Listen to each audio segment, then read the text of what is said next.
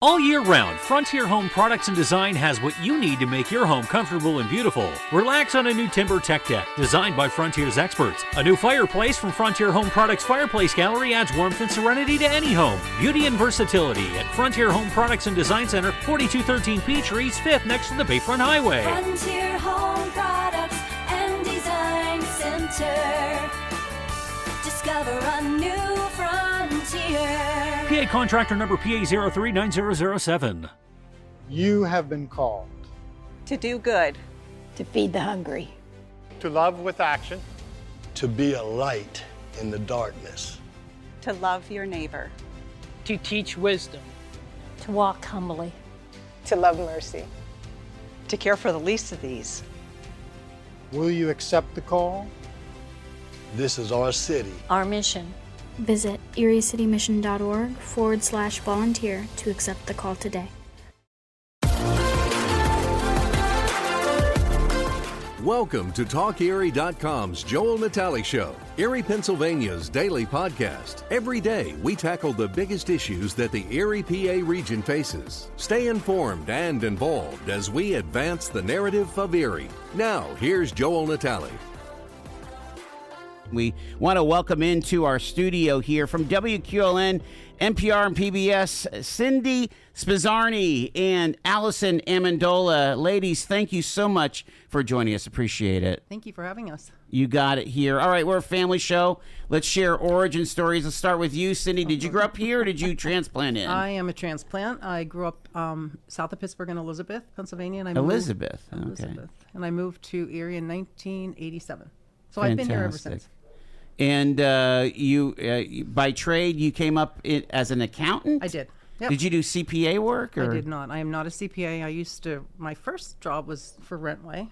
Oh, I wow. worked there for 13 and a half years. Wow. And then when that went down, I left and I went to WQLN, and the rest is history. I've been there for 24 years. Is there still like a Rentway reunion or something like that? I mean, that was. Do that. Oh, okay. I still run into people, but I was going to say that was a pretty established it was. organization for a while there. Anyway, it was, but no, we have no reunion. I still run into a lot of people. I actually work with one person at WQLN that used to work with me. Nice. So. Yeah. How about you, Allie? Did you grow up here in Erie? Or? I did. I grew up in Erie, went through the parochial school system, graduated Mercer's Prep, Edinburgh University, so I'm a hometown girl. Fantastic. Another NPS Laker. Of course, I'm way older than you. Not so, much older, yeah. Joel.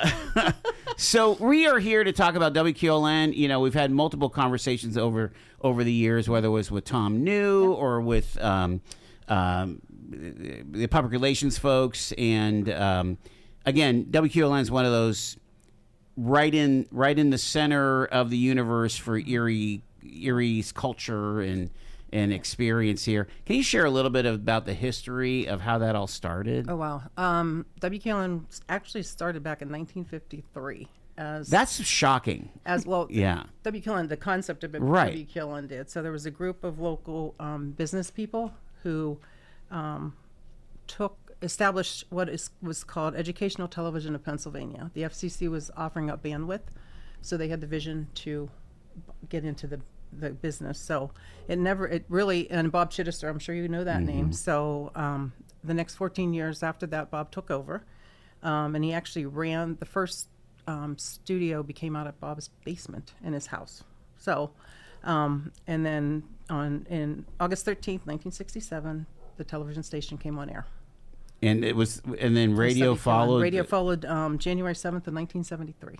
Oh my gosh! So, yeah, a long time. That's amazing. Again, you know, an established place there on Upper Peach, right by the interstate, and when you think about the now we're talking, if we're talking 67, we're talking 3 or 4 generations now who grew up with QLN. Yep, with WQLN, Mr. Rogers, PBS. Yep. Yeah, pretty remarkable. Allie, do you remember growing up watching this? Oh, absolutely. Channel. I mean, absolutely. And now we actually work on Sesame Street, and so a lot of the listening public knows of Sesame Street, but I love thinking about the transformation because that is probably one of the first things people think of. They think of WQLN, and people our age say, "Oh my gosh, Sesame Street! My kids grew up on Sesame Street and PBS." But it's evolved into so much more. And so whenever I am talking to our members, I always ask them, what's your favorite program? And by and large, they're the historical documentaries that Ken Burns does, or it's Finding Your Roots, programs like that. So we really have evolved from just being Sesame Street. There's no doubt. I mean, yeah, when I think about, my favorites are American Experience, right? Yeah. Oh, yeah. But sometimes I'll watch like Frontline and be challenged and have my eyes roll in the back of my head because it's usually some very, very intense type of reporting and things. But tell us a little bit about how that works. I mean, now you have multiple channels, so you can still watch Sesame Street and all the kids shows. My daughter grew up on Dragon Tales and the Big Comfy Couch and Clifford Big Red Dog, right? Now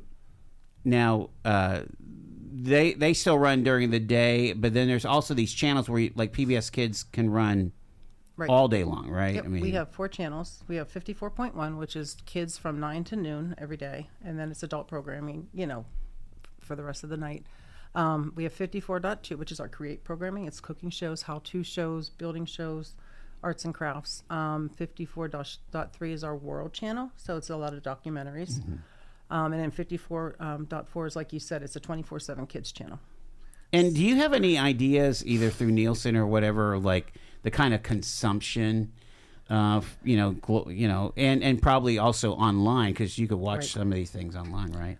We do get Nielsen's. We haven't subscribed to them for a long time because they are expensive. Sure. They're cost prohibitive. So, but I mean, the 24 Kids channel is great for parents that work late. Their kids have a safe place to watch. They don't have to worry about what they're watching. So, sure. Educational.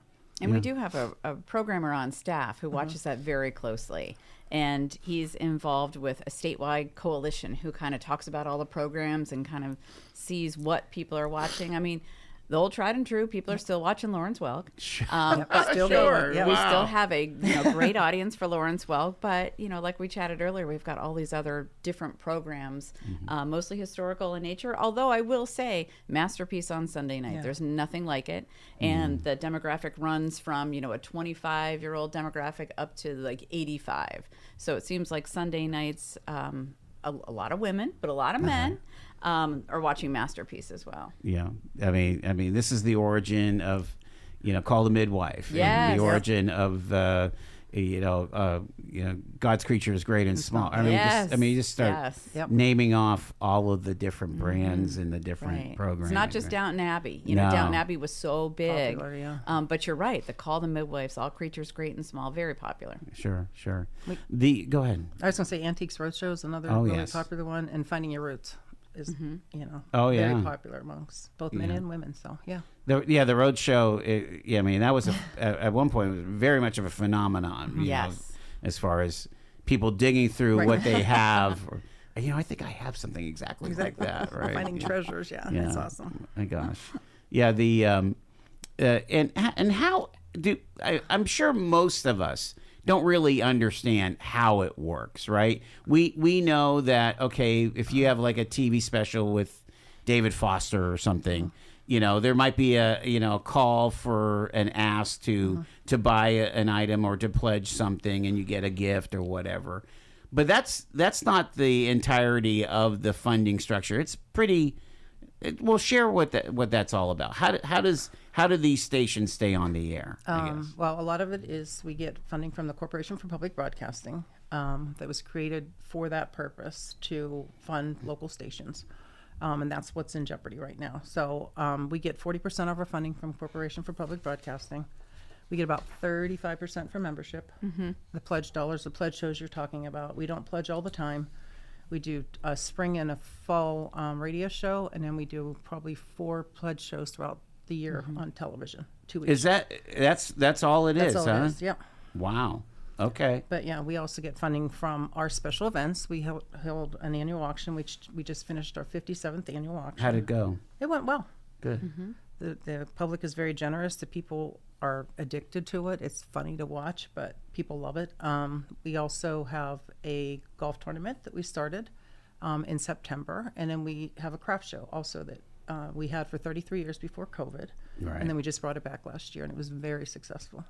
Yeah, that's At the Rainbow big one Gardens, at yep. Rainbow Gardens. Yep. Yeah, the craft show. So, wow. And that's basically, I mean, how many do you think are like me, where I'm just on that monthly deal, sustaining? Yeah, we probably have about 60. Well, and part of it is it's I want the passport, so right. Yeah. Right. Mm-hmm. I mean, there's something for me in that. Right. Of course. But we have about 6,700 members. 6,700. But they're the sustaining members supporting the whole kit and caboodle. Well, we do have members, and a membership is $60 a year, and somebody Yeah. can pay $60 or whatever they want to pay to become a member. But the sustaining members that we're talking about are people who give at least $5 per month, sort of in perpetuity until it changes or something else happens. So sustainers are a large part of our membership, and we love our sustainers. We love all of our members, but particularly sustainers because that's revenue we can rely on month to month. And luckily, we have a strong, loyal, supportive base of sustainers who help support WQLN.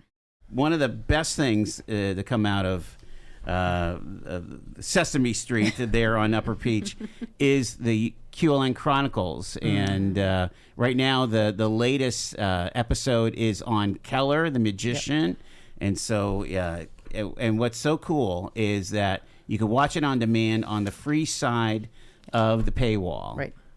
That's pretty cool. Pretty cool. Yep. That's pretty cool. But yeah.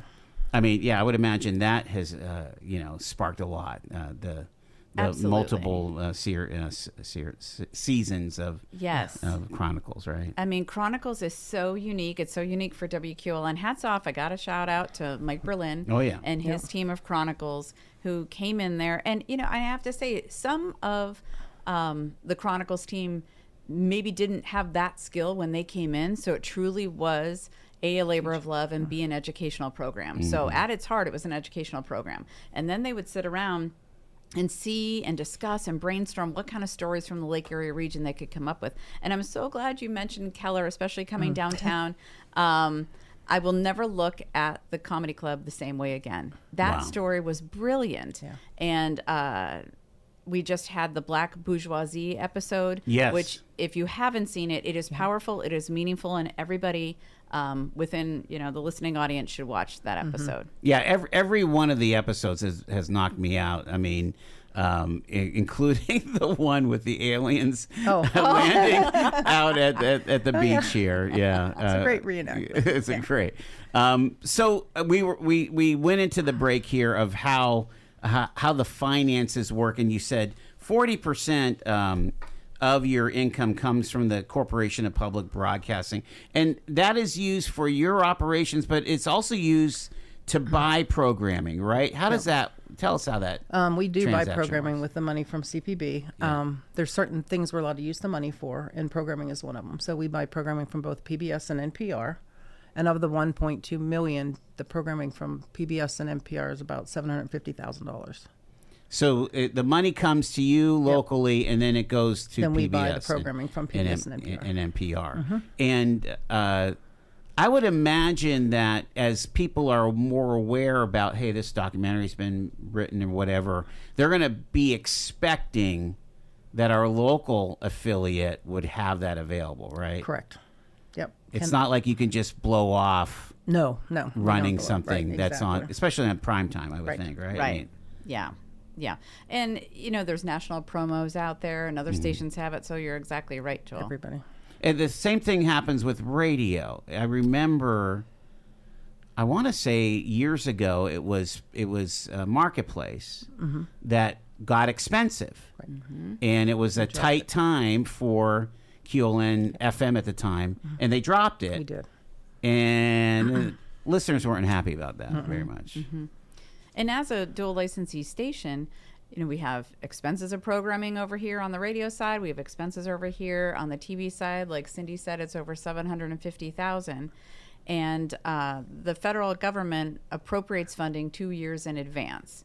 And the way it was set up is the funding is appropriated. It comes down through the Corporation for Public Broadcasting, and there's a formula as to how much each station gets for us, it's 40% of the budget, but also we live in an area, like we talked earlier, of very loyal supporters.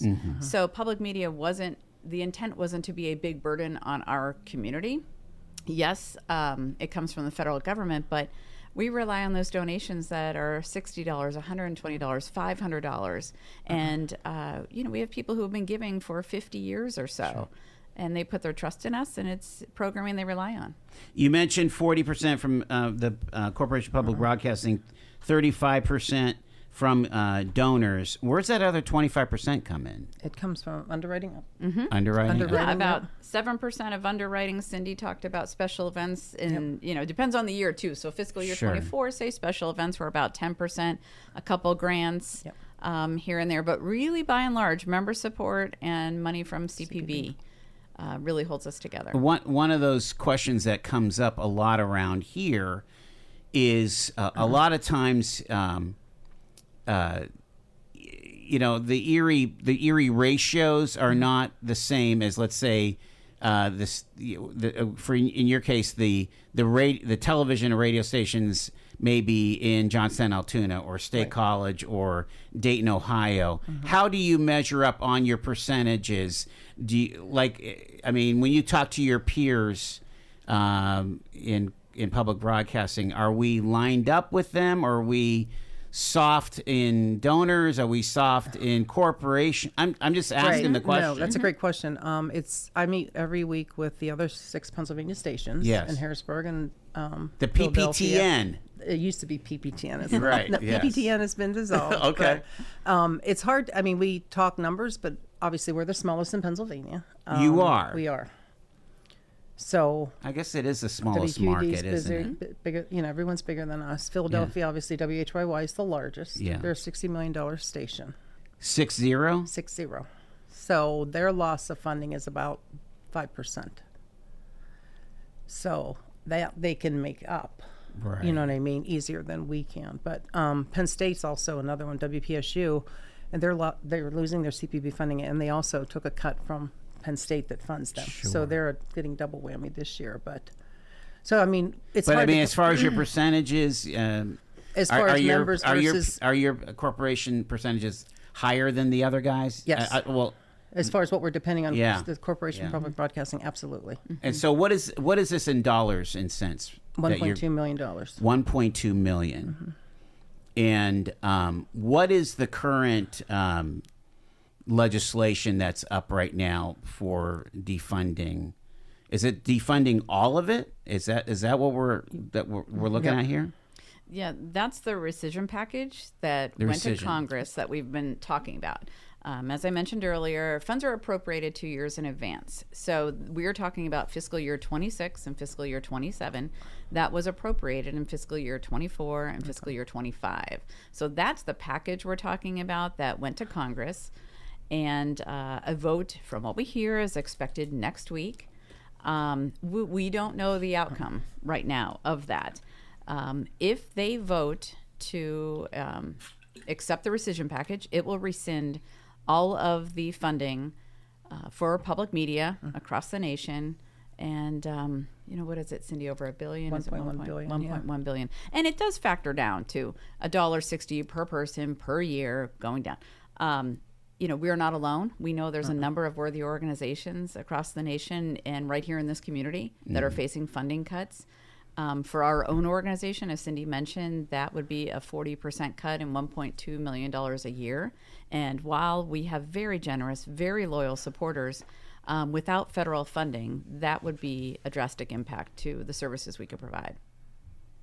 Yeah, I can't imagine just a 40% cut of anything, of your household budget. Oh my gosh. And like we were talking about the fixed expenses, and Cindy certainly could speak to some of those, but you said, Joel, what is your electric bill? Oh my gosh.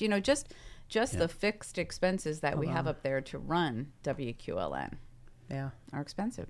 Yeah. The rescission is coming from kind of a way to placate the deficit hawks. Is that how it's playing out in Congress as you see it, or you really don't want to go there? Yeah, I can't say for sure because there's been so much different rhetoric for months. I mean, Cindy and I have been thinking about this, looking at it since July or August of last year, kind of knowing, because there have been different Congress people across the country saying, I want to defund PBS, or I want to defund NPR, or let's do this and that. So we have kind of been tracking all of those draft proposals to defund public media in one way or another.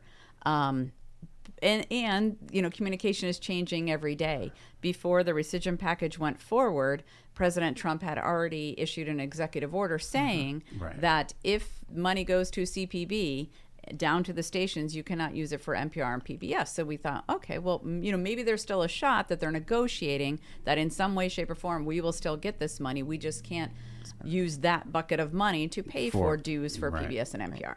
But if the rescission package moves forward, then the EO is null and void because we wouldn't have the funding anyway.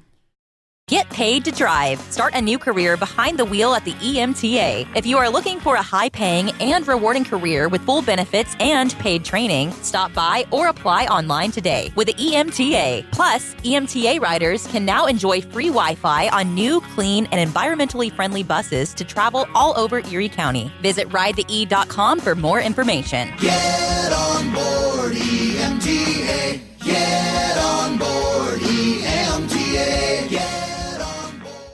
Quickfill gasoline is made right here in America.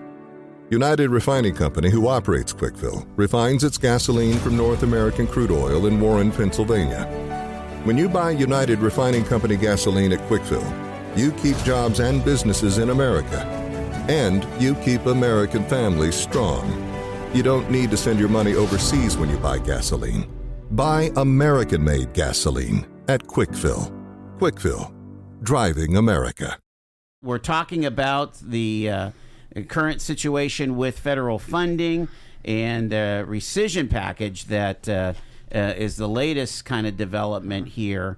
Let's make sure we wrap that in a bow before I go into kind of, what are some of the solutions here. The latest reporting is that I think it's being looked at in Congress to rescind this money that was allocated now 2 years ago. Correct. Yes. So would it make an impact as of October 1st, that fiscal year? It will have FY26, You're right. It will have an impact July 1st. July 1st? Of 25, which will be fiscal year 26 for us. For you guys, it'll impact fiscal year 26, 27, and right now public media is not in the budget for fiscal year 28. So we really rely on that dedicated federal funding. All right. So how did we get here? And again, you guys mentioned that that you've been talking about the possibility. There's been threats for quite a while, right? There has been threats. Nothing to this extent, but there have been threats throughout the years. Yeah. And why do you think that is? I'd love to hear your opinion. And I've got some ideas of what I'm hearing, Or maybe I'll go. I'll start with, and you can reply. So there are some folks that they just think they have a free market preference. That stuff is available in the free market. We don't need to have our own public entity. But honestly, though, don't pretty much every Western country have some kind of public media outlet? I mean. Oh, yeah. The principle of public media, as President Johnson set it up in 1967, the premise was educational quality content for both radio and TV. So at least in this nation, and many states support public media to a great extent. But the federal funding was there that would be given to the local broadcast stations. So while it sounds like, this federal funding, the intent was that it would funnel down to the local broadcast stations in each community. And now Pennsylvania has kind of withdrawn their funding, right? Or do they do some? We did lose our funding in 2008. I remember that. That's when PPTN was around. Yeah. But we have gotten funding back, not to the extent, but we are funded through the DCED. Okay, through from the DCED. community development. Okay. Yes. So that's how that goes. Yeah. So what was that? Is that part of your 40%, or you had that? No, that's at the tail end of the 25. Yeah, that's at the tail end of the 25. Yeah. Okay. Yeah. Yeah. That's Here's something that I hear a lot about is that there's this liberal bias in the reporting in some of the programming on PBS and NPR. I'm going to say this as an editorial comment. I didn't think that the leader of NPR served herself or the network very well. She was pretty caustic in front of Congress. Are you hearing that same thing where they're just you're kind of getting lumped in to the NPR thing? Yeah, certainly that was a tough hearing for those two ladies, and I give Catherine and Paula so much credit. Both great leaders individually in what they've done. Paula has been with PBS, gosh, Cindy, how long? Over 20 years. 20 years, and does a remarkable job. And, certainly from time to time, we do have listeners or viewers call. Of course, we are the community's public media, so we want to hear those comments. And when we do hear those comments, we pass them on to PBS and NPR as well.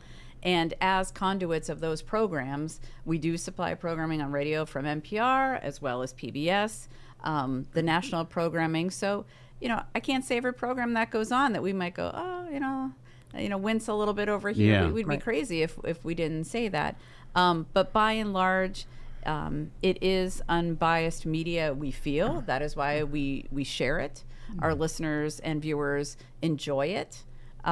Because we do pay particular attention to the feedback we get. And we have made changes over the years of programmings that, just didn't feed the appetite of the community. So we really keep our ears to the ground when it comes to that. And you have some choices, like on the radio side, there's multiple creators, right, that you're able to choose from, right? I mean, I'm thinking of This American Life. I'm sure that's a highly appreciated program, right? Yeah. Oh, go ahead, Cindy. I was going to say, we don't just buy from NPR. Right. And we buy, like you said, This American Life's from PRX. Yeah. And we buy programming not from PBS also. We buy from, American Public Television. There's a variety of outlets for us to buy programming from. Okay. Okay. And the variety of programs on radio. I mean, I think we're most known for, WQLN NPR programming or program from NPR, but we don't have a local news program. Yep. So we get those national programs, but also we have 14 volunteer hosts. And they have radio shows like Sonic Sounds and, of course, Classics with Brian Hanna. He's not volunteer host. He's on staff. Yeah. But, jazz and blues and swing and all those, we have volunteer hosts who have been there 50 years. Yeah, Rob Hoff has done Jazz Flight 4 nights a week. It's for incredible. 53 years. Yeah. The dedication of that, of Rob. Even Aubrey Dillon. I mean, he's been there since 1992. These are volunteer hosts that do a program 4 nights a week. That's a lot. And they do it because they love it, and, the community enjoys what they produce. And I would imagine, again, that fuels that connection with your donors here. One more thing on the politics, and again, do you think that, like the national, like NPR especially, would be more responsive, or are they going to kind of dig in their heels? I mean, I think one of the big things came out of that testimony is that there's some 80-some reporters, and none of them were noted to be a Republican. I mean, that doesn't indicate a whole lot of diversity of ideology, right? Yeah, that certainly was a statistic that came out that I think everybody, took notice of. Yeah. And Catherine, I think, tried to address it during the hearing, but I'm sure that after that hearing, they went back. I haven't, we haven't been shared any updates to that, but that was certainly something they need to look at. And I think it's important that we understand that that's the national. We're talking about local folks here. Yes. Another one is redundancy in the media landscape, that there's an abundance of content now in the digital age. And so public media wouldn't be no longer essential. What are your thoughts on that? I mean, the media landscape has definitely changed over the past, even 5 years, where there is a lot of options to obtain media. But, once again, we offer media to the public, no matter what the zip code is. It's free to anybody who wants to listen, anybody that wants to watch. We focus on educational programming, a lot of kids' educational programming on TV. So, I mean, I think it's all about choices. Yeah. You know what I mean? And like Ali said, we don't have local news. So, we provide NPR for the updates, the morning edition and the All Things Considered. So, talk about have you talked to viewers or listeners about how essential the programming is to their lives and to their families? Oh, we've had many calls of people who just, it's a lifeline for a lot of people. You know what I mean? The elderly, they watch it, it's a part of their lives, and they would, miss it greatly. So we have heard from more positives than negatives, I would say. And, WQLN isn't just programming either. We have several pillars of public safety and community connections, and definitely educational outreach. Our national award-winning educational department does so much good in the community. They reach thousands of children during the summer in the neighborhoods that need it the most, delivering resources and tools to our youngest community members to prepare them for their next steps. A lot of those children do not attend formal preschool. So talk about essential services, our educational content and our educational department, who goes around not just to Erie, but out into the county as well. Those are true essential services. And that's another program that is, if we're impacted by federal funding, we're just not talking about the programming that people watch and listen to. We're talking about those grassroots programs that are true outreach in the community. Do you feel that you're kind of a victim getting kind of sucked up into the larger organizations? There's a question here about self-sufficiency and ability to operate without subsidies. I mean, if you have an HYY who's it's going to be impacted by, they're going to go from 100 to 95% funding. That's something they can handle. When you're going from 100 to 60%. Of what you've been funded, that's a whole different ball game. It is a whole different ball game, and it's worrisome for us. We've been, like Ali said, we've been looking at this since July and August, trying to figure out different scenarios and different ideas. But like we talked about, the electric bill is $12,000 a month. The tower rent is $12,000 a month to rent the towers. So those are fixed, real expenses that we're trying to figure out creative ways to move forward. So. You've been doing grant announcements for as long as you've been in existence. There's no like business savior that's gonna fill that gap. And we're talking $1.2 million a year. We're not just talking a one-time $1.2 million, which we could probably absorb. But every year we have to come up with another $1.2 million. All right, let's talk about some of the reasons why federal funding is important, and we touched on a bunch of these, but the public good and the educational mission, that is still the pillar, isn't it? It is. It's a very important pillar to us. The other one is we're the next gen warning system. So any warning that comes through, whether it's tornado, hurricane, snowstorm, comes through WQLN and all the public media stations. And we have 5 different translators out in the rural areas. Oil City and Titusville, Warren, and Meadville. Yep, and those are for the cell signals aren't as strong out there, so people, that is their only way to hear the warning. They're Amber Alerts, so if they can't get it through their cell phone, and that's very important, and they would lose that. People need to understand, and we just noted the 40th anniversary of the Albion tornadoes, right? And I was in broadcasting during that time, and on Erie, and I remember going to, in the early 90s, so this is 5 years later or so, 2 meetings at QLN where they were creating they were mandated by the feds to create a new emergency alert system, and the existing broadcasters, which were commercial broadcasters, were saying we don't want to do it anymore, and QLN took the reins. Especially on the NPR station, which again was at 35,000 watts. At the time, there were no translators, but they were the main feed for all of us smaller stations. And again, it's here we are 40 some years later, and they're still the lead. We're still the lead. The top station. Access and equity, universal availability. Yeah, there really is. There really is no. You don't have to be a rich person to watch QLN. It's free. It's free. Yep. If you have a TV, you can get it. And that's absolutely right. And that's what was established too, that anyone can watch it free of charge. that's how it was established in 1967. That's what they wanted it to be. Yeah, Regardless of zip code, you can get the programming. So if you have a leaf antenna, you don't even need a cable connection, right? That's true. You can watch it on your phone, right? Nonpartisan and trustworthy news. High public trust. The surveys consistently show that NPR and PBS are among the most trusted news sources in the U.S., partly because they are less driven by ratings or advertising. So again, there's another point of view, right? I mean, as far as people think that it's too left-wing, but actually the public in general says it's right down the middle. It's the most trusted. And not only that, but we have had, support from all over, bipartisan support for a number of years of WQLN.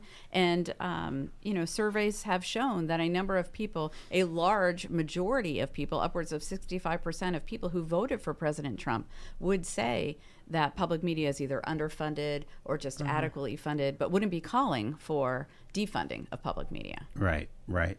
To that end, the Corporation for Public Broadcasting gets a tiny fraction of the federal budget, $500 million annually, out of trillions that are spent, and it has quite a bit of leverage. You get a lot of bang for your buck, right? I mean, yeah. Finally, support for local stations, local voices, and things. I know you don't have a regular news show, but you do have shows that are local, both on NPR and on PBS. We just mentioned Chronicles, but also I'm thinking of folks like Marcus Atkinson's next show, and what are some of the other specialty programs? I mean, is Tom Pye still doing his show? Tom Pye's is July will be his last month. Oh my gosh! Yep. We question and learn, right? We question and learn. We are looking for somebody else to take the show over because it's an important show. But Tom's about ready to retire from that also. So he's done that for 23 years. Unbelievable. So yeah, I mean, we have a lot of dedicated volunteers that to put their time in. Chris and Julie Moore do Next to You show, a radio show, and Bill Moon and Larry Wheaton do Sonic Sounds, which is more the Def Leppard rock and roll. And you mentioned Rob Hoff, and I'm thinking Al Lubajeski. Oh, my gosh, goodness, those jazz swing classics programs.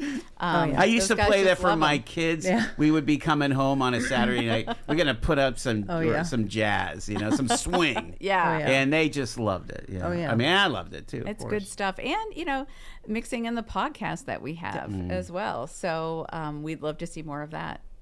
Wow. Yep. That's amazing. All right, we're down to our last couple minutes with our friends from WQLN. Let's talk about action points here. So, listeners, they depend on QLN. What should they do? Well, the biggest thing and the most urgent thing, and I'm talking right now, I'm talking today, visit protectmypublicmedia.org. We are still in this fight. There might be a vote next week, but we have not given up. Public media stations across the country have not given up. We are knocking on the door of trying to get this rescission package to fail. And so we are urging the public to visit protectmypublicmedia.org. I say it's quick, it's easy, and it's important. When you visit that website. Have you had any conversations with Congressman Kelly or Senator Fetterman or Senator McCormick? We do send them legislative updates, but not one-on-one meetings with them. Of course, we get media inquiries because we're a smaller station and because the 40% is going to affect us more. But like Cindy said, she works with her counterparts across the state. And as one, we're trying to, fight this together. So we're not just hanging out there. And Cindy can attest to this, that the bigger stations truly care about the smaller stations. And sometimes that gets lost because in the national conversation, it's, this defunding would not give money to NPR, not give money to PBS, but it drills down to many local stations who rely on that funding. And in a community like ours, as I said earlier, there's a formula that we don't need to get into as to why it's 40% for us or what our dues are to NPR and to PBS. But on the flip side of that is that we are built on, like I said earlier, the $60 donation, the $100 donations, and loyal supporters and donors. And if somebody can't even afford that we provide quality, accessible, enriching public media to anybody in any zip code. So again, what's the website? protectmypublicmedia.org, and while you're there you can just drop down and click on the template. If you want to add something personal, you can, but you can send it right to our representatives, and our representatives were elected to meet the needs of our community. They want to hear from us. I know that they're getting a number of comments and calls and things like that. It's a difficult time. I know that they have a large budget, and I would be remiss if I didn't say, geez, if I was at the federal level, I'd be looking to cut here and there. But public media is more than just NPR programming or PBS programming. We're in this fight to keep quality media in this area.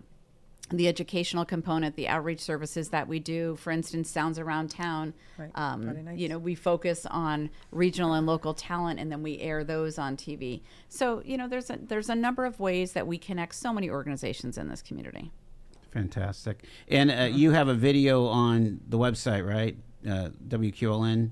Yes. Where you kind of explain this dilemma as well, Cindy, right? We have several videos out there. I know Ella just posted one yesterday. Just went up too, so. Fantastic. We're trying to keep it fresh. Well, we appreciate you taking the time. Again, Cindy Spizarny and Alyson Amendola, WQLN, NPR, PBS, and public media. Find out more about this situation that they're in. And again, I think when you think about QLN and growing up and what your kids grew up with, I remember the electric company when I was, a wee one, think about it. It's been part of our lives my whole life, so. Can't imagine Erie without it. Exactly. Thank you, ladies. Appreciate it. Thanks for the conversation, Joel.